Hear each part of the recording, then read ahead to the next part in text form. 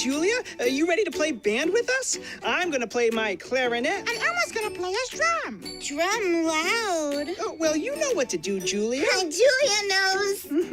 With Julia's autism, loud sounds can be too much. But she still loves to make music. Play band. Early screening for autism can make a lifetime of difference. Find out more at screenforautism.org. Put the keys down, Kevin. But I'm gonna drive home. There are several warning signs present that you shouldn't be driving. My text to emoji ratio has gotten a little out of hand. A little? Yep, I'm definitely gonna call a ride home. Yo, Scott. Hey. I'm heading out, man. You want to ride? No, I got my car, but I actually really need to go to the bathroom. Oh, you know what? I was just in there. The line is like 10 people long. You know, I think I'll just...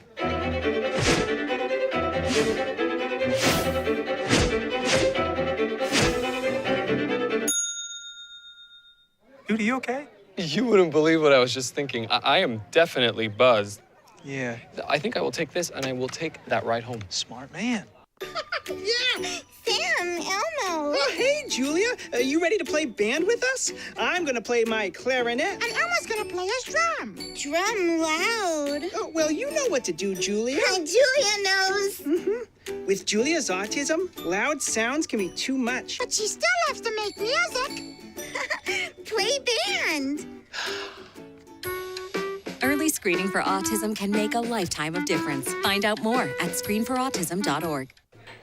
Put the keys down, Kevin. But I'm gonna drive home. There are several warning signs present that you shouldn't be driving. My text to emoji ratio has gotten a little out of hand. A little? Yep, I'm definitely gonna call a ride home. Yo, Scott. Hey. I'm heading out, man. You want to ride? No, I got my car, but I actually really need to go to the bathroom. Oh, you know what? I was just in there. The line is like 10 people long. You know, I think I'll just...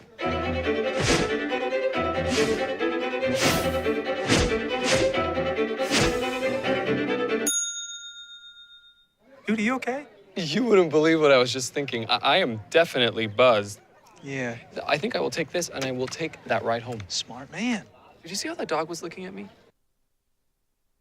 Yeah. Sam, Elmo. Oh, hey, Julia, are you ready to play band with us? I'm gonna play my clarinet. And Elmo's gonna play his drum. Drum loud. Oh, well, you know what to do, Julia. Julia knows.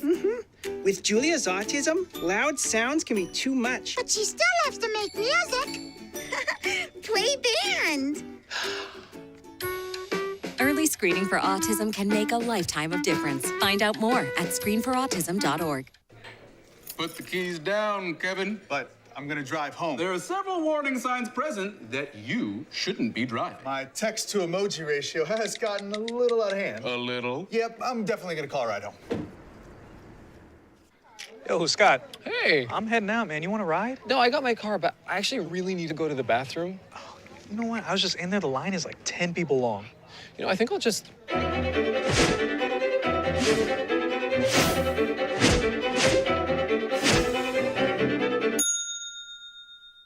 Dude, are you okay? You wouldn't believe what I was just thinking. I am definitely buzzed. Yeah. I think I will take this, and I will take that ride home. Smart man. Did you see how the dog was looking at me? Good evening and welcome to Eagle Eye News at 6. Eagle Eye TV has done a great job. Welcome to Eagle Eye News at 6. We are just having a great time here in Auburn, Alabama. The party is not over yet. Eagle Eye TV, Auburn's news leader.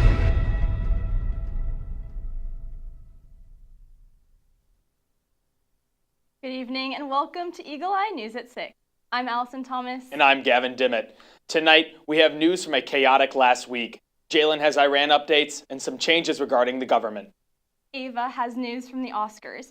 To lead us out, we have updates regarding an unstable economy and chaotic weather. Thank you for joining us. Change? Not exactly. The president of Auburn University Graduate Student Council is pushing for what he's calling a, quote, modernization of graduate student government. Eagle Eye reporter Lucas Hazelrig has more on the story. I wouldn't call it an independence measure. I would call it a modernization. As it stands today, both the graduate and undergraduate student governments fall under the same umbrella here at Auburn University. However, the Graduate Student Council president is looking to disaffiliate entirely from the SGA in what he describes as a modernization. This idea of modernization stems from the GSC feeling misrepresented in the SGA. From the perspective of GSC President Rahman Qureshi, gerrymandering is hindering the organization. The main one was a issue with gerrymandering that we raised with SGA and student involvement several times. They didn't really seem to want us to be a part of SGA in a much more substantive way, and so that's what led to us wanting to, break apart. On the other hand, Owen Beaverstock sees that the current system is fair and does not limit representation. I absolutely believe that the system is fair, not only because a graduate student has every opportunity as an undergraduate student, if not more. Actually, they do have more to run for positions within the student senate. But also, I would say that a senate seat being an undergraduate student does not mean that their job would still be to represent a graduate student as well within that seat. But what benefits does the GSC see in this affiliation? According to Qureshi, one would be removing themselves from what he calls the, quote, control and authority over the allocation of the GSC's budget. Right now, the SGA treasurer has full control and authority over the allocation of the GSC's budget allocation. So if the treasurer wants, they can cut, $10,000, $15,000 from the request to SGA's Budget and Finance Committee. There's no language in SGA's Code of Laws that doesn't allow that. So what kind of impact would disaffiliation have on the two organizations? Well, from Owen Beaverstock's point of view, not a good one. And I think overall that would weaken the student voice at Auburn, allowing SGA to advocate for issues that serve the entirety of the student body, and then it would also bring a challenge to the graduate students to create a new platform that doesn't exist currently for themselves to advocate for issues as well outside of SGA and other university channels. Additionally, another thing that could be a concern for students in the future if this was able to continue on is graduate students may not be able to participate in student organizations to the same extent as they currently do now. Later in the meeting, voting amongst GSC members took place, and the majority voted in favor of disaffiliation. Members like Matthew Hooks felt like this was a long time coming. Though it does make up a smaller sect of the population, nonetheless, we too are people and we too deserve to have a say in our own governance. So I would encourage any graduate student that doesn't feel like their voice is heard now to bring their voice to their leaders, to bring to the SGA leaders so that they can advocate for them.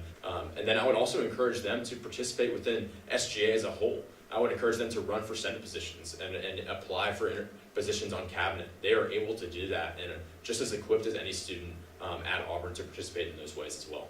Qureshi explained that they plan to bring this result to the Vice President of Student Affairs, Dr. Bobby Woodard, and hopes to petition the Board of Trustees. For Auburn's News Leader, I'm Lucas Hazelrig. If the rest of the graduate student body see it this way, Qureshi and the Graduate Senate might have a real case for change. On Saturday, the Pentagon released the names of the 6 airmen killed when their refueling plane crashed in western Iraq, among them an Auburn University graduate. The crash happened on Thursday as part of the mission to support Operation Epic Fury. The airmen killed are 38-year-old Captain Seth Colville of Mooresville, Indiana, 30-year-old Captain Curtis Anks of Wilmington, Ohio, 28-year-old Tech Sergeant Tyler Simmons of Columbus, Ohio. He graduated high school in 2015.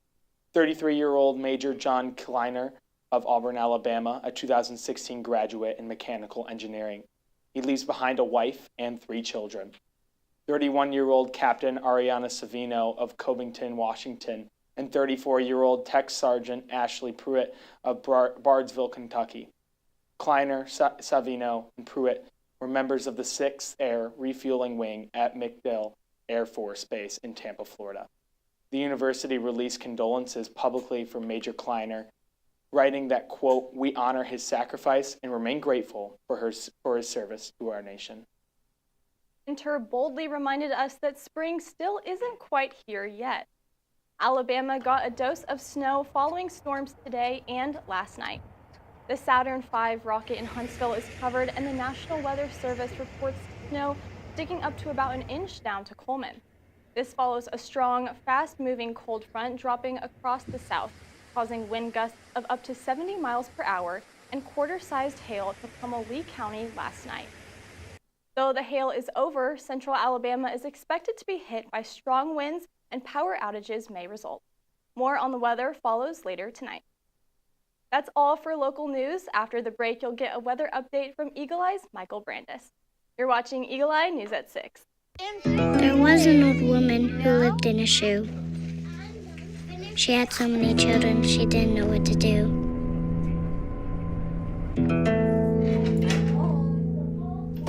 She gave them some broth without any bread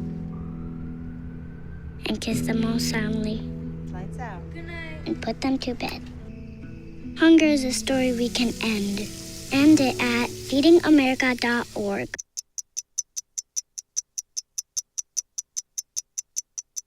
I was living in a shelter, juggling 3 jobs. I had to be resilient. That's something that you can't teach. You can achieve a lot using your imagination. I mean, I don't like to brag, but... Wait, who's that? And why is she all over these achievement awards? But with STEM, the sky's the limit. Shaboom! Use STEM to envision. Okay, I'm seeing it. Yeah. Invent. Got any ideas? I've got a few, actually. And create a better world. Told you she's super smart. If she can STEM, so can you. Find out more at She Can STEM.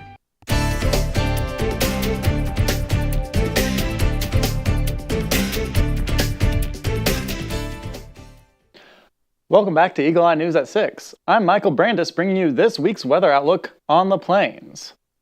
As spring break came to a close, we saw massive storms roll in last night into this morning. Expect conditions to remain windy throughout today.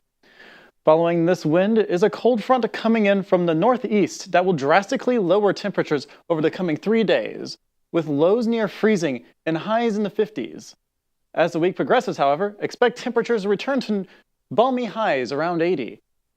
Also expect cloudy skies until Sunday. Temperatures this weekend will have highs in the 80s and lows in the 50s. Saturday will be mostly cloudy, but Sunday will fulfill its name with warm and sunny skies. That's all for this week's weather outlook from Eagle Eye News. Stick with us for when we come back, for our very own Jalen Walker has your political report for the evening. Have a fine week and War Eagle. Hey, can you chop the pineapple? Chop the pineapple.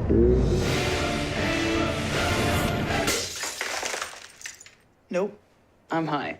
How about I wash off the grapes? Yes. Okay. You're already making good decisions when you're high. I want tacos. Will you drive? I'm a little toasty.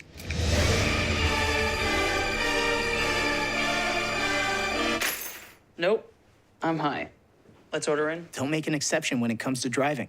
If you feel different, you drive different. See on page 4 that the projections need to be tornado next Thursday? Seriously? Thursday? Can't do that.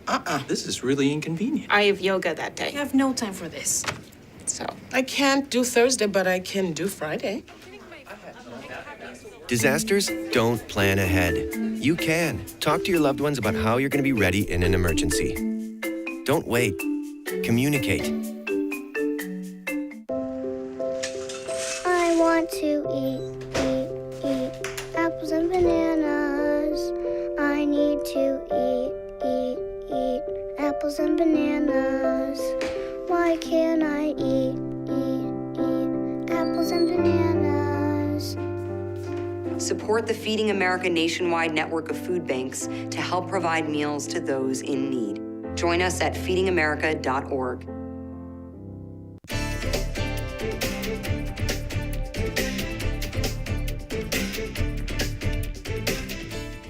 Developments have been occurring at home and abroad. I'm Jalen Walker to get you caught up with Eye on the Hill.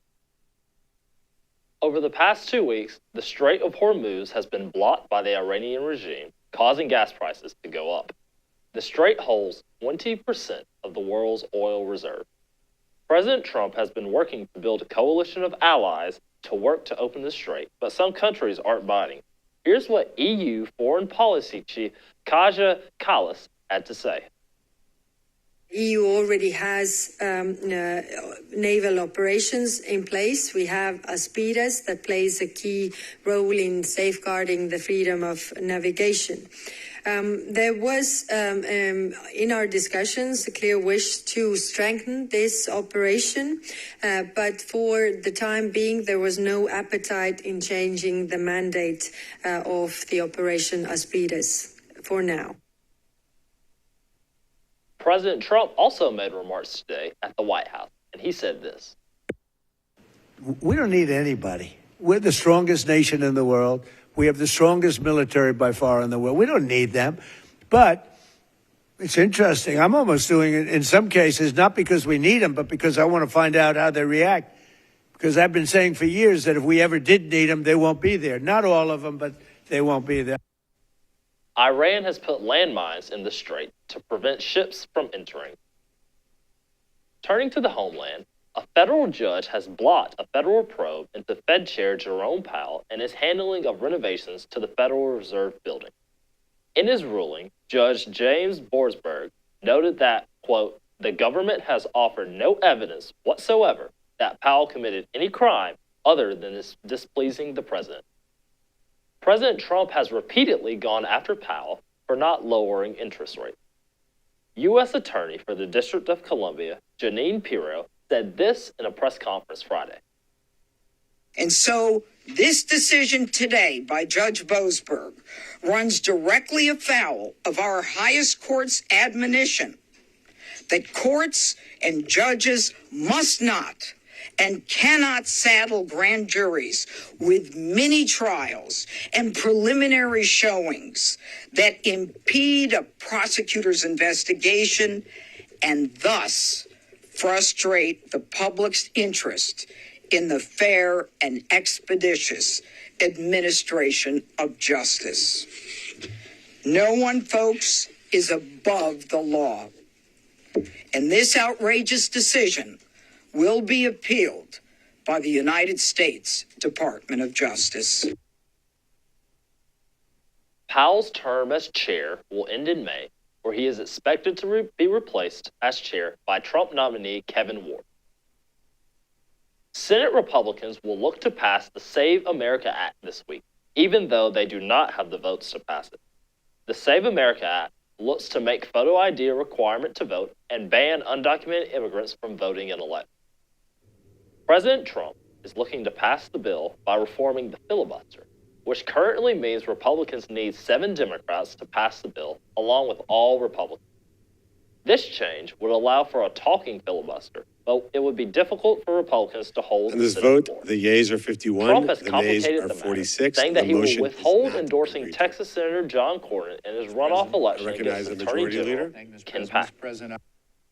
Democrats have said that they will block passing of the bill. Looking local, Governor Kay Ivey did something that she's only done twice in her near-decade term in office.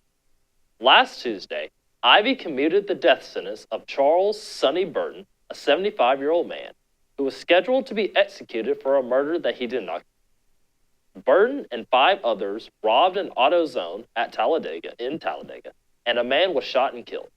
Although he did not enter the building when the murder took place, he was convicted as an accomplice, while the shooter was given life without parole. WBRC Fox 6 News had this to say about Ivey's decision. Not only was he not the shooter, but he did not even see the shooting take place. Remarkably unique case.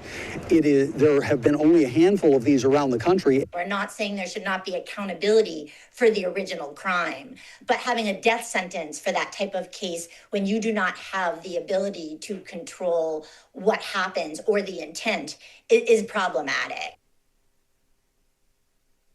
Ivey wrote that Burton, quote, will now receive the same punishment as the trigger man. That's all for this week with On the Hill. When we come back, you'll get a national update from back at the desk. For On the Hill, I'm Jalen Walker. Eagle Eye News at 6. We'll be right back.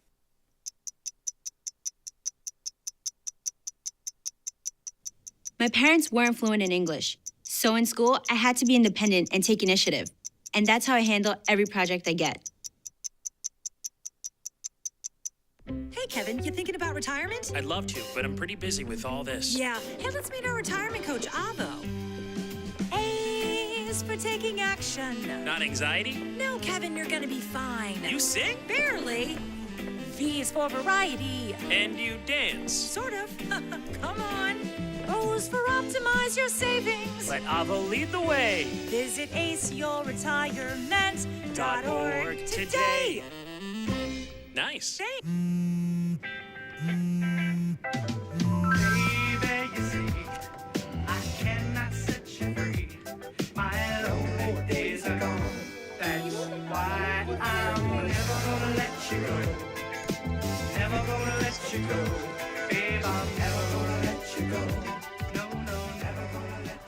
Here you go. Thank you. Thank you.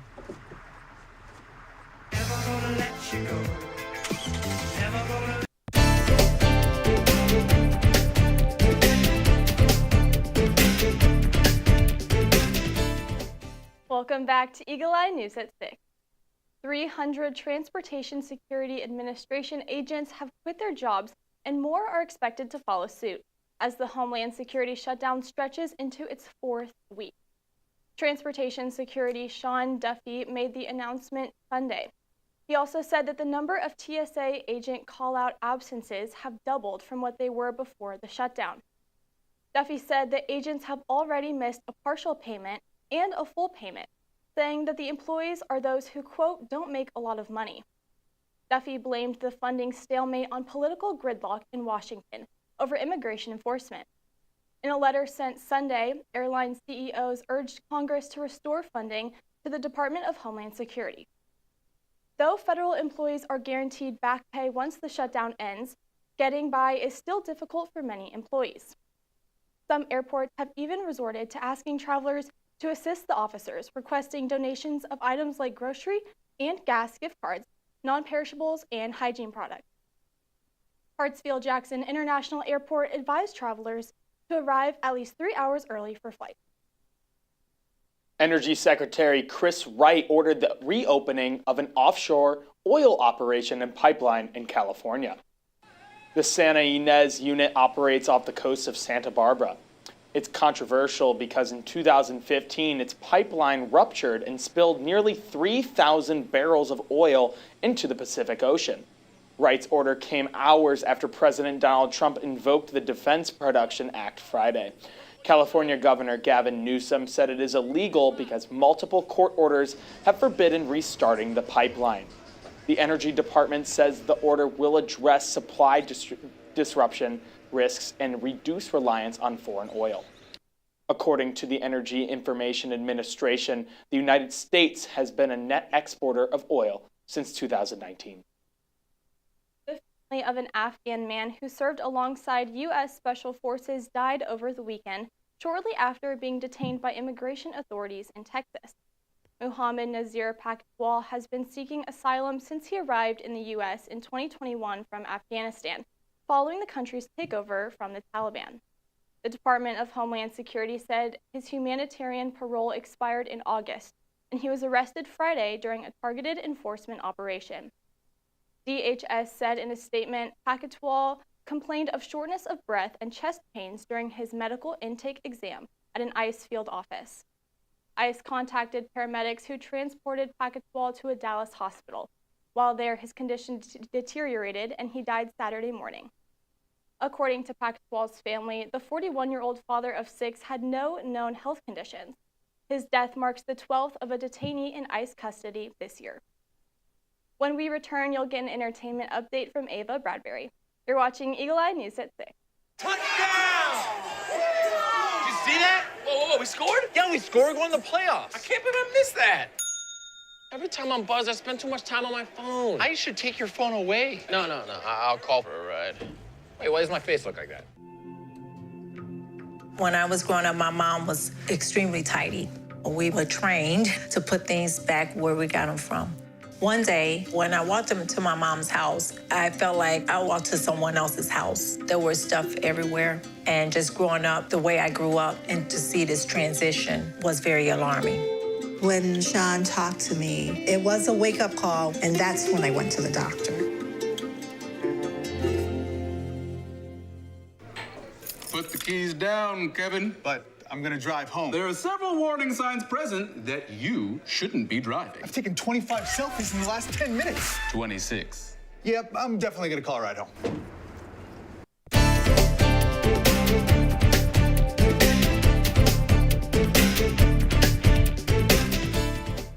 Welcome back to Eagle Eye News at 6. I'm Ava Bradbury, here to update you on the top entertainment stories of the week. Last night at the Oscars, Hollywood's biggest stars stepped onto the red carpet in some of the most talked about looks of the year. From classic gowns to bold fashion statements, the carpet featured a mix of styles, with celebrities bringing their own take on the night before the ceremony began. The red carpet proved once again that the Oscars aren't just about the awards. They're also one of the most exciting nights in fashion, where creativity and personal style have the opportunity to take center stage. The 79th Cannes Film Festival has announced it will honor Barbra Streisand. The legendary singer-songwriter, actress, and filmmaker will be presented with the honorary Palme d'Or award on the last day of the festival, May 23rd. According to a press release from Cannes, quote, Streisand has reached the pinnacle of the entertainment industry like no one before her, but this staggering record pales in comparison to her influence on pop culture in the second half of the 20th century, end quote. Previous honorary Palme d'Or recipients include Jodie Foster, Meryl Streep, Robert De Niro, and Tom Cruise. Taylor Swift is now a billionaire ×2. According to Forbes, the showgirl is now worth an estimated $2 billion. That includes nearly $800 million earned from royalties and touring, a music catalog worth around $600 million, and more than $100 million in properties throughout the U.S. Taylor Swift is the first musician to reach the billionaire milestone through her musical talents versus outside projects. And that is all I have for you tonight. When we come back, you'll get a business and consumer update from Allison and Gavin. I'm Ava Bradbury, and you're watching Eagle Eye News at 6. We'll be right back. We need to go meet the guys. I'm lit. Can you drive? Pool party at Jesse's. Can you drive? Will you drive? I'm a little toasty.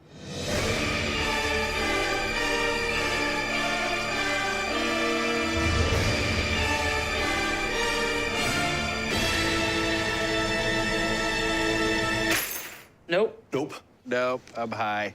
But I can order us a ride. Okay. Friendly reminder, don't drive high. If you feel different, you drive different. Pool party at Jesse's. Can you drive? I'm toasted. Nope, I'm high. But I can order us a ride. Okay. Friendly reminder, don't drive high. If you feel different, you drive different. Or that the projections would be flood next Thursday? I can't do Thursday, but I can do Friday. Disasters don't plan ahead. You can. Talk to your loved ones about how you're going to be ready in an emergency. We need to go meet the guys. I'm lit. Can you drive? Pool party at Jesse's. Can you drive? Will you drive? I'm a little toasty.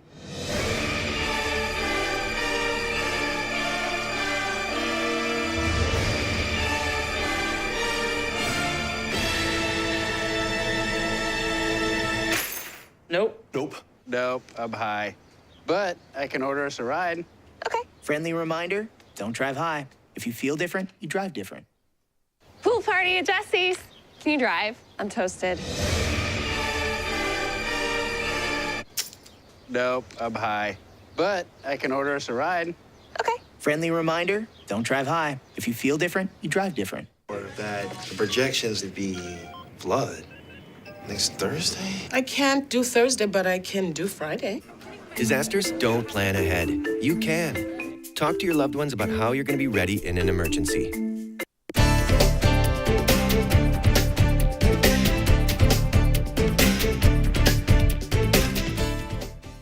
Welcome back to Eagle Eye News at 6. I'm Gavin Dimmitt. Gas prices are entering their third week of steady increases. As of Monday morning, the average price of a gallon of gas stood at $3.72. That's the highest price for regular gas since October of 2023. President Donald Trump appealed to several countries over the weekend to help open the Strait of Hormuz. Iran's military has kept the vital waterway virtually closed since strikes there began. So far, no nations are committing warships to help secure it. Since the start of the war with Iran, gas prices have surged 74 cents a gallon. Still, the price of crude oil remains under its recent peak in 2022, following sanctions on Russia. The House of the Mouse is getting a new set of ears. Josh D'Amaro will take the reins as CEO of Disney on Wednesday. He's got a big job ahead of him as the company embarks on a $60 billion investment into its park. Disney is also doubling its cruise ship fleet in the next 5 years. It should be within his expertise because D'Amaro is an insider. He spent the past 6 years overseeing the company's most lucrative businesses, which include park, cruises, and consumer products. His main challenge will be translating that to shareholder value. Disney stock has fallen nearly 50% over the past 5 years. As winter storms continue to roll through the Midwest and South, some AT&T customers in Nashville are upset, saying they are still without service 7 weeks after January's ice storm. Hannah McDonald reports. You don't want to hear this. About $380. Butch Cage is about to pay his second hefty TV landline and internet bill for service he's not getting. I guess there's only about 2 or 3 of us on the street that have AT&T. But if this is the way they're going to treat me after I've been with them for so long, I'm going to leave them. The Cage family's service went out nearly 50 days ago on Championship Sunday. I had to call somebody to see who won the game. January 25th was also the day heavy ice hit Nashville, knocking out power and communication lines across the city. That's the reason I really haven't been pressing the issue. But after this long, you know, that's not very businesslike, I wouldn't think. Butch directed us to cable lines still tangled in trees and laying on the ground about 8 houses down. Half joking, he said those might explain all the time he's had to fill. No weather, no news. All we could watch is DVDs or CDs to entertain ourselves or talk to your wife, you know. And that gets old after about a week, just sitting here talking. 2 trips out by AT&T technicians, 0 solutions so far. Their daughter is the one who provided them with a hotspot from Verizon. Right. I mean, you know, it is a safety issue. Butch, a retired firefighter, is beginning to worry his wife's mobility issues make this a serious safety risk. If I wasn't here and she failed, you know, there would be no way for her to communicate, to get any kind of help. When I asked why restoration is taking so long, AT&T said it would investigate and asked me for the customer's contact information. So there I am, hung out to dry. We're out of time, but for more Auburn news, head over to our website, eagleeyeauburn.com, and check out our social media pages. I'm Allison Thomas. And I'm Gavin Dimmitt. In the studio producing tonight are Johnny Kenninger, Morgan Sims, and Tessa Allen. Good night, Auburn. War Eagle. Yeah, Sam, Elmo.